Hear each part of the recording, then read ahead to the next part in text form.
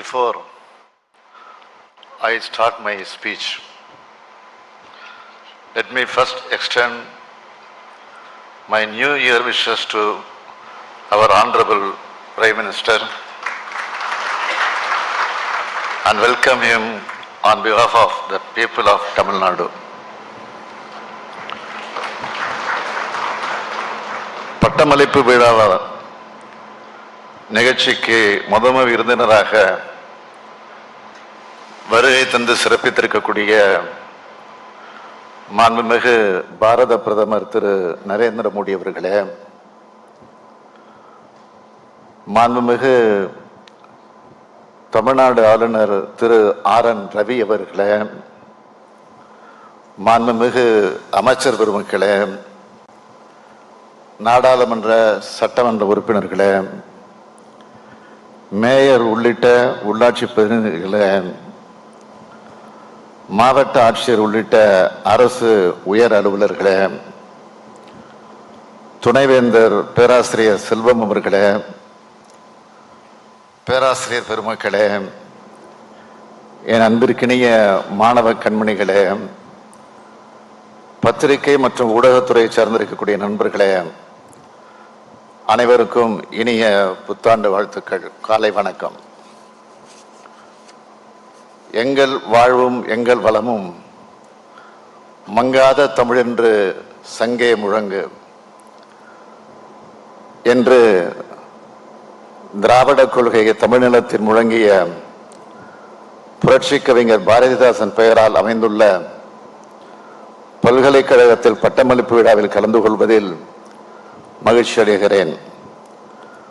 மாண்புமிகு இந்திய பிரதமர் அவர்கள் இந்த பட்டமளிப்பு விழாவில் கலந்து கொண்டு சிறப்பித்தமைக்காக எனது மனமார்ந்த நன்றியை தெரிவித்துக் கொள்கிறேன். இந்தியாவிலேயே உயர்கல்வியில் சிறந்து விளங்கும் மாநிலம் தமிழ்நாடு. கல்வியில் சிறந்த என்ற எந்த பட்டியல் எடுத்தாலும் அதில் தமிழ்நாட்டு கல்வி நிறுவனங்கள் தான் அதிகமாக இடம்பெற்றிருக்கும். 100 ஆண்டுகளுக்கு முன்னாடி நீதி கட்சி ஆட்சி காலத்தில் கல்விக்காக போடப்பட்ட விதைதான் இன்னைக்கு வளர்ந்து கல்வியை சிறந்த மாநிலமா நாம் உயர்ந்து நிற்கிறோம்.